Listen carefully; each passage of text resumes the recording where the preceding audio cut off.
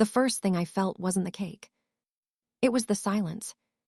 The room had gone so quiet that I could hear frosting sliding off my face and hitting the hardwood floor.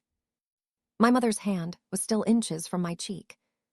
She smiled as if she'd just told the funniest joke of the night.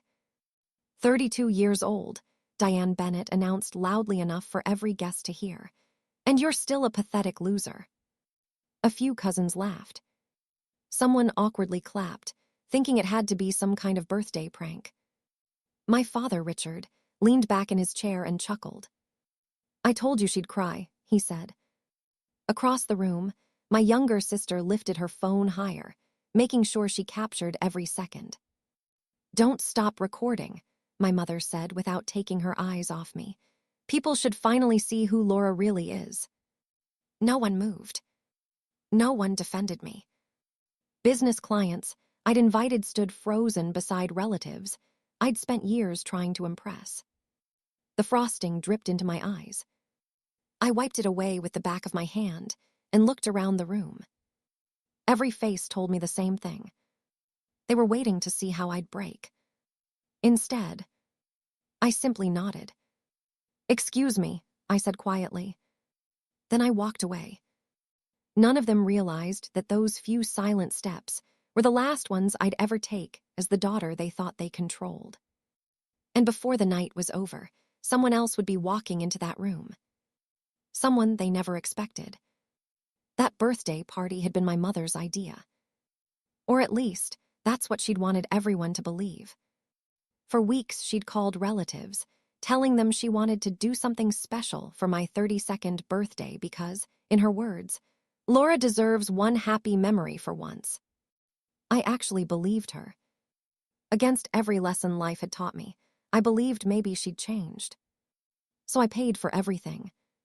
The private banquet hall, the decorations, the catering, the custom cake, even the open bar.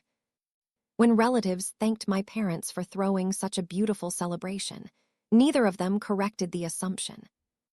They accepted every compliment with proud smiles, while I quietly covered every invoice. That wasn't unusual. I'd spent years paying for things without anyone knowing. Whenever my parents fell behind on their mortgage, I transferred money. Whenever there was some emergency, I stepped in. I never kept score because I kept hopping one day. They'd simply treat me like their daughter instead of their disappointment. Instead, they treated me like entertainment. Inside the restroom, I stared at my reflection. White frosting clung to my hair. Red lipstick had smeared across one cheek. My mascara had survived better than my dignity. Outside, I could still hear laughter echoing through the hallway. It wasn't the first ruined birthday. There had been birthdays where my accomplishments were ignored because my sister had more exciting news. Birthdays where my gifts mysteriously disappeared. Birthdays where my mother spent dinner explaining why I wasn't married yet, why I wasn't glamorous enough, why someone else was always more successful. I'd always convinced myself next year would be different. Standing there with cake drying on my face, I finally admitted the truth. There wasn't going to be a different year. There was only going to be a different me. I unlocked my phone. My thumb hovered over my parents' names. Then I scrolled past them. I selected another contact. The call connected almost immediately. I need you to come to the venue, I said. A pause. Yes. Another pause. Bring everything. I ended the call before another word was spoken. I washed the frosting from my hands, straightened my jacket, and walked back toward the banquet hall. When I stepped through the doors, every conversation stopped. My mother folded her arms. Oh, she said loudly, the birthday girl's back. I looked directly at her. Then I looked at my father. Finally, I smiled. Fine, I said evenly, if this is really how you wanted tonight to end. I took one more step into the center of the room. Then let's finish it legally. The room fell silent. Even the waitstaff stopped moving. My mother blinked once before letting out a short laugh. Legally, she repeated. Listen to her, Richard. She's threatening us now. My father shook his head with a smirk. You've always been dramatic, Laura. I ignored both of them. Instead, I turned toward the guests and smiled politely. I know this evening has been memorable, I said. Thank you all for coming. I appreciate every one of you taking the time to celebrate with me. Several people looked uncomfortable. A few avoided eye contact altogether. One of my clients quietly said, Laura, are you okay? I'm fine, I replied. And surprisingly, for the first time in years, I actually meant it. Because I wasn't trying to survive this moment anymore. I was deciding what came after it. That calm irritated my mother more than tears ever could.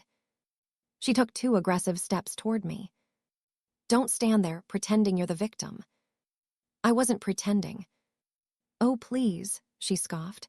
You always make everything about yourself. My younger sister crossed her arms. Mom was just joking. Everyone knows you're too sensitive. Several relatives nodded. Others stayed quiet. Not because they agreed. Because they didn't want to get involved. That had always been my family's greatest weapon. If enough people stayed silent, my parents could rewrite reality. One of my oldest friends, Hannah, finally stepped beside me. I watched everything, she said softly. I'm sorry.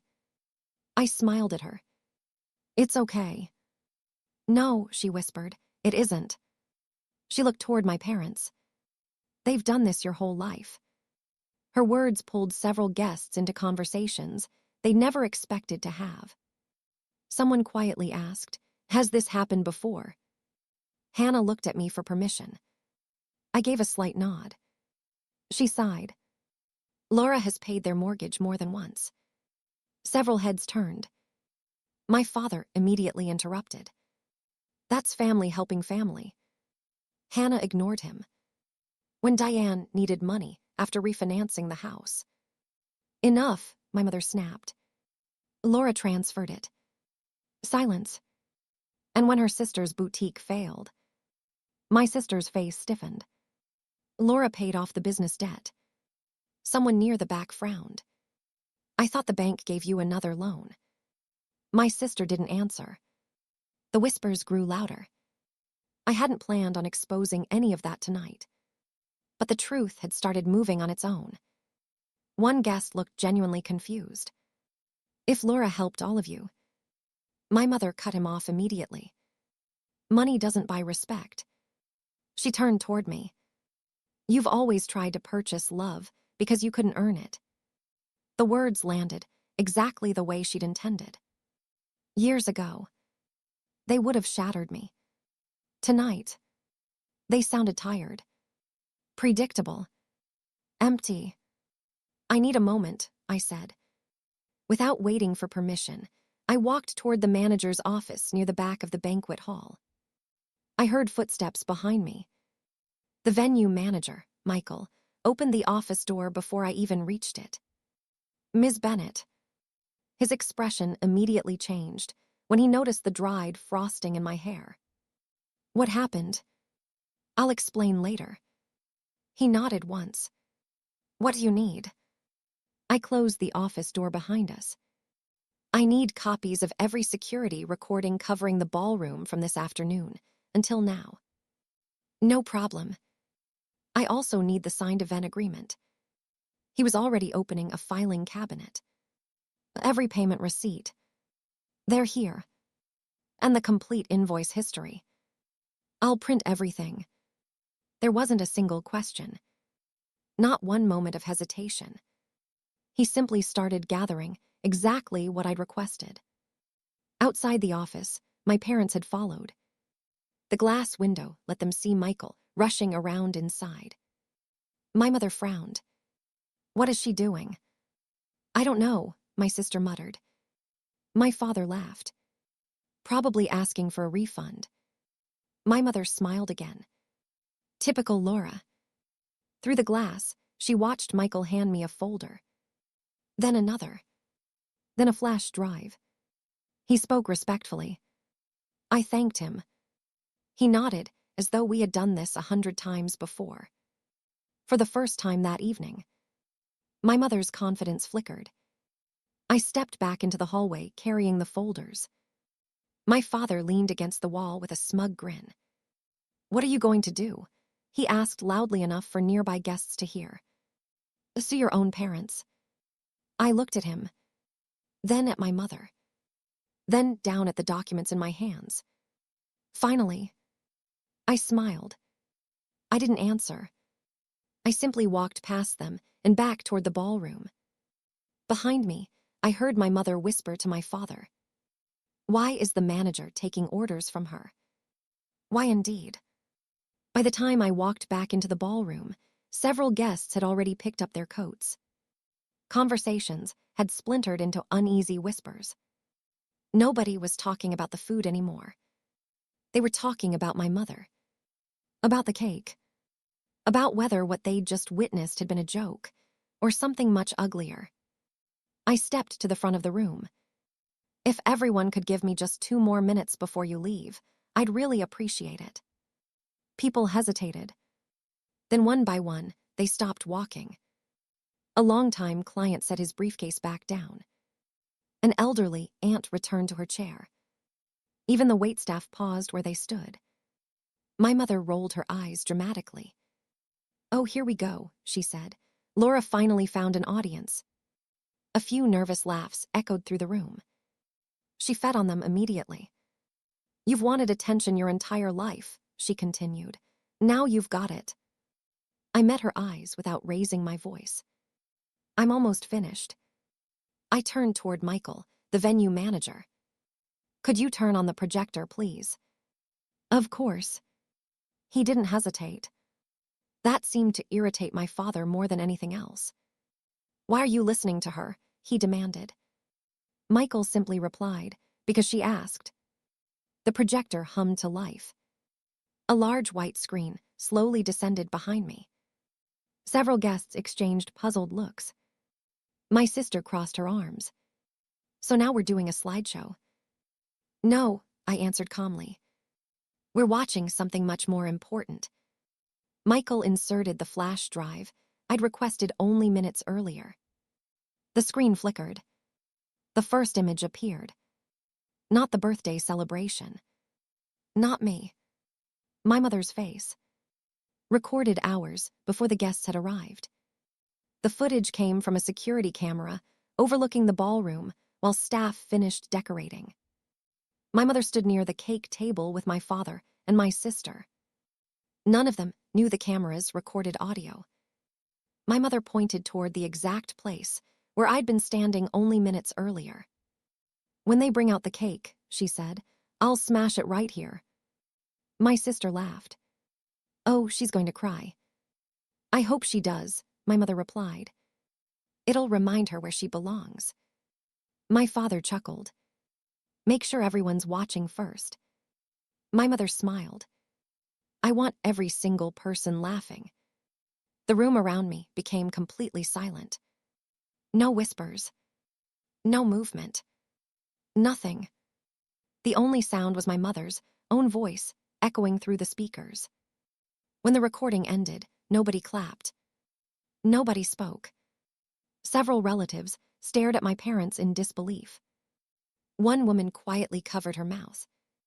A business client I'd worked with for years slowly shook his head. "I thought," he muttered.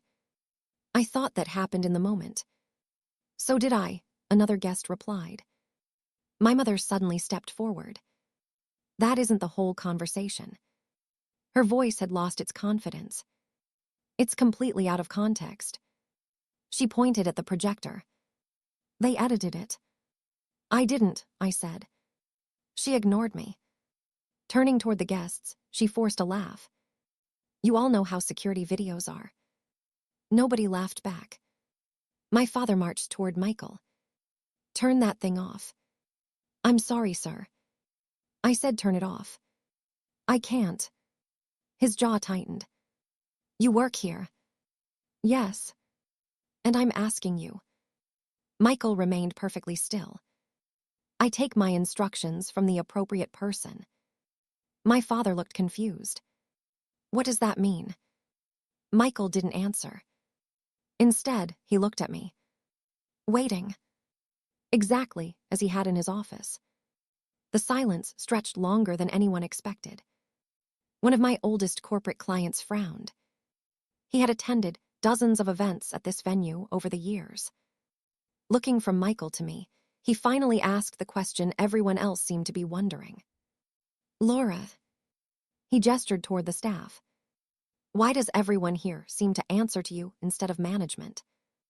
Every eye in the ballroom turned toward me. I smiled politely. I'm getting to that. Before anyone could ask another question, my mother snapped. Don't listen to her. She jabbed a finger in my direction. She's always pretending she's more important than she is. I didn't respond. Instead, I glanced toward the ballroom entrance. Right on cue, another familiar face walked inside. The venue's accountant. He carried 2 thick folders and a sealed envelope. He walked directly past my parents without acknowledging them. When he reached me, he smiled respectfully.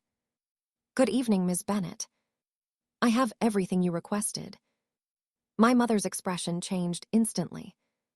She looked from the accountant to the folders, then back to me. For the first time that night, she didn't have an insult ready. The accountant placed the documents carefully on the table in front of me. Then he slid the sealed envelope across the surface. I believe these are the originals. The entire room stared at the stack of official documents. No one knew exactly what they contained. But judging by the color draining from my parents' faces, they were about to find out. Nobody reached for a drink. Nobody picked up a fork. The ballroom had become so quiet that I could hear the projector fan humming behind me. My mother looked at the folders on the table, then back at me. Finally, she forced a laugh. Oh, please. She folded her arms. Some paperwork isn't going to scare me. My father nodded. Exactly. He looked around at the guests. She's trying to put on another performance. I rested one hand on the top folder. I agree. That caught everyone's attention. This isn't about frightening anyone. I opened the folder. It's about facts. I removed the first document and held it where the front row could see it. 6 months ago, I began, the original owner of this venue decided to retire. Several guests exchanged curious looks. I continued. He didn't advertise the business for sale. He approached me directly. My mother scoffed. As if.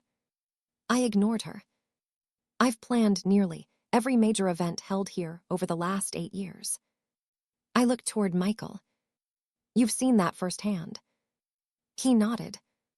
Every wedding, fundraiser, corporate gala, and charity auction that built this venue's reputation. I paused. Laura was behind them.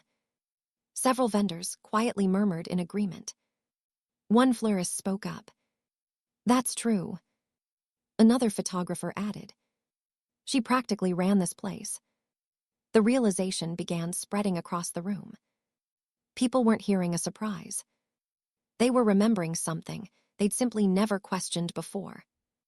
The owner offered me the opportunity to purchase the controlling interest. I placed another document beside the first. I accepted. The accountant stepped forward. I witnessed the transaction. He pointed to the signatures. The transfer was completed and recorded months ago. My father frowned. No. His voice had become uncertain. That's impossible. It isn't. I slid the official ownership certificate across the table. This venue belongs to me.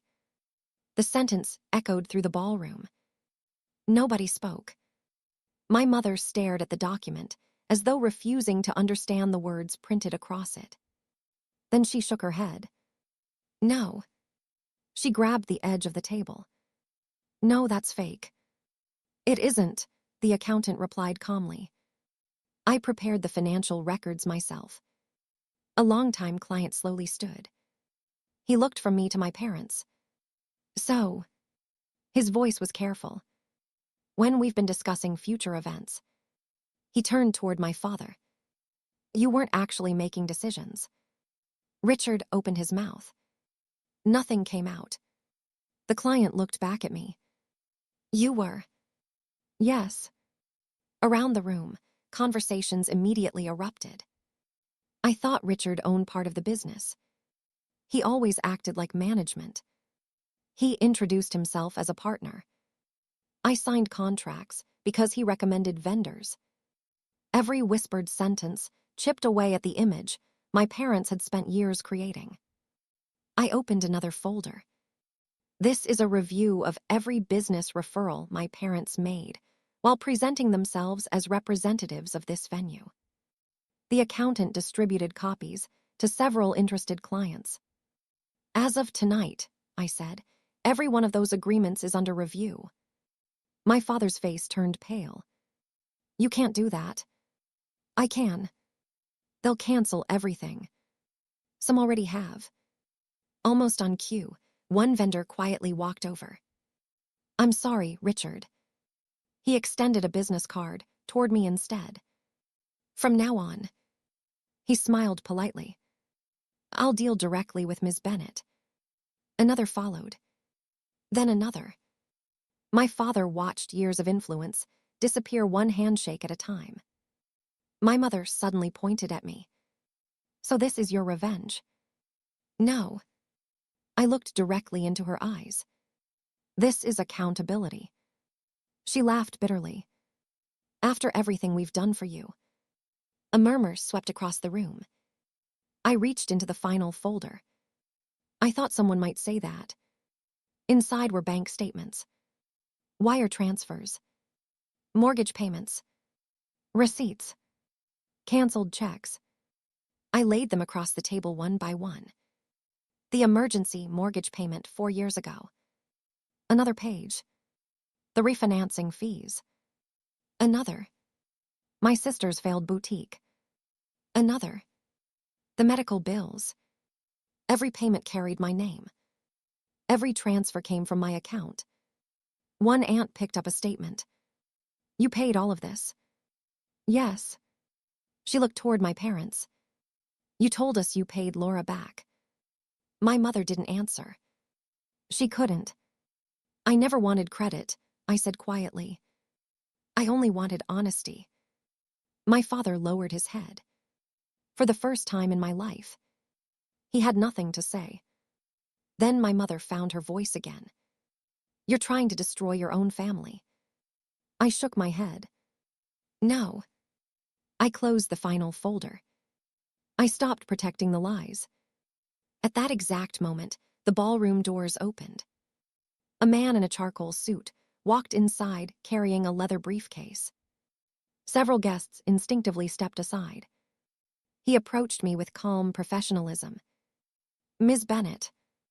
He offered a slight nod. I apologize for the delay. My mother looked between us nervously. Who is that? I answered without looking away from the attorney. The person I called after you shoved cake into my face.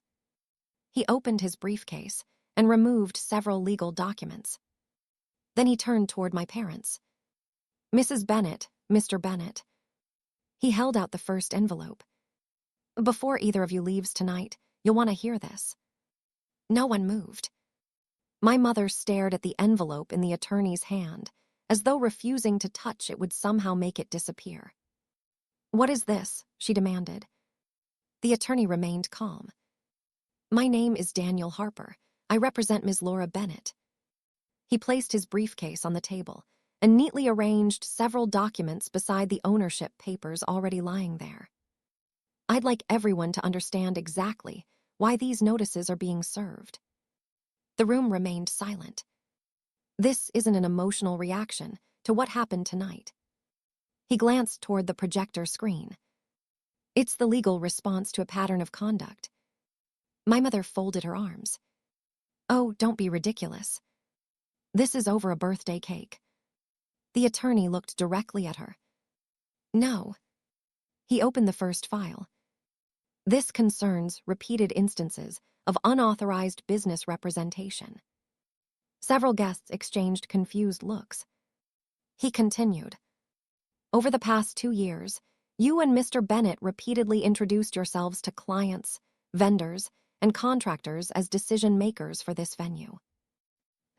He lifted several signed emails and meeting summaries. You negotiated referrals. You influenced vendor selections. You implied management authority. He paused. Authority you never possessed. My father's face lost its color. A corporate client slowly raised his hand. I remember. Everyone turned toward him. I chose a catering company because Richard told me they were the venue's preferred partner. Another guest nodded. He told me the same thing. So did he. I thought he was management. One after another, guests began recalling conversations they'd had with my parents over the years. The attorney simply listened.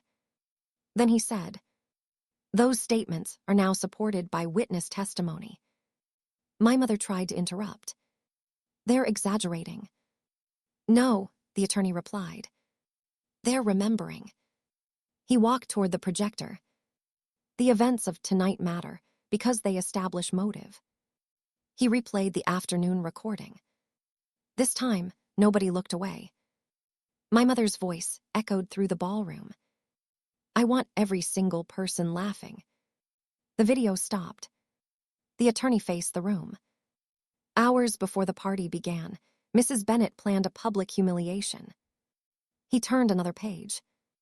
At the same time, he looked toward me. Ms. Bennett had already informed her financial advisor that she intended to discontinue all discretionary financial support to her parents beginning next month. Several relatives looked stunned. My aunt frowned. "You were supporting them." I nodded. "For years." The attorney spoke again. "The evidence indicates Mrs. and Mr. Bennett learned about that decision shortly before this event." He tapped the stack of documents. "The timing isn't coincidental." My father finally spoke. "So what if she was?" His voice sounded weaker than I'd ever heard it. "We're her parents." The attorney answered immediately. "Being someone's parent doesn't give you the right to defame them or falsely represent their business." My mother looked at me. Her expression had changed completely. The confidence was gone. "Laura." Her voice softened. "We were upset." I said nothing. It got out of hand. Still nothing. "You know I didn't mean." I raised a hand. "Please don't." She stopped talking. For the first time in my life, I wasn't waiting for an apology. Because I finally understood that an apology wasn't the same thing as accountability. One by one, people approached me. Not with excuses. With honesty. Hannah hugged me first. "I'm sorry I didn't stop it. You were there. I should have done more. You stayed." I smiled. That mattered. A client shook my hand. "I believed what they said about you." "I know. I was wrong. Thank you for saying it." Even relatives who had laughed earlier quietly apologized. Some admitted they had always assumed my mother exaggerated. Others confessed they'd simply been too afraid to challenge her. I accepted every sincere apology. Not because it erased what had happened. Because carrying resentment any longer would only keep me tied to the people who had caused it. The attorney returned to business. He handed formal notices to both of my parents. "Effective immediately, you are prohibited from representing yourselves as acting on behalf of this venue." Another document followed. "All existing referral arrangements are suspended pending review." A third. "Future communications regarding venue business must be directed through legal counsel." My father stared silently at the pages. My mother whispered, "You can't do this." I answered calmly, "I already have." The fallout came faster than either of them expected. Within days, several vendors contacted me directly to renew contracts without involving my parents. Corporate clients who had relied on my father's recommendations shifted their business through official channels. Referrals stopped. Invitations disappeared. Networking opportunities dried up almost overnight. Not because I asked anyone to punish them, but because trust, once broken, rarely returns. As for the financial support, it ended exactly as planned. No more emergency transfers. No more mortgage payments. No more covering debts they claimed were temporary. For the first time in years, every dollar I earned stayed in my own account. Months later, I celebrated another birthday. In the very same venue. The guest list was much smaller. Friends, employees, people who had earned a place in my life instead of demanding one. There were no speeches, no performances, no cruel jokes disguised as family traditions. When the cake arrived, everyone laughed, not at me, but with me. Someone asked if they should take pictures. Absolutely, I said. This time, every photograph captured exactly what I wanted to remember. Peace. My phone remained silent all evening. My parents had been blocked for months. So had my sister. Not because I hated them. Because I had finally accepted that protecting my peace required closing the door they had spent years walking through. As the candles flickered in front of me, I realized something that would have seemed impossible on the night my mother smashed cake into my face. The greatest gift I received wasn't revenge. It wasn't proving I owned the venue. It wasn't watching my parents lose the influence they'd built on lies. It was discovering that I no longer needed their approval to believe in my own worth. The last birthday my parents tried to ruin became the first day I stopped asking them to love me, and the first day I finally chose myself.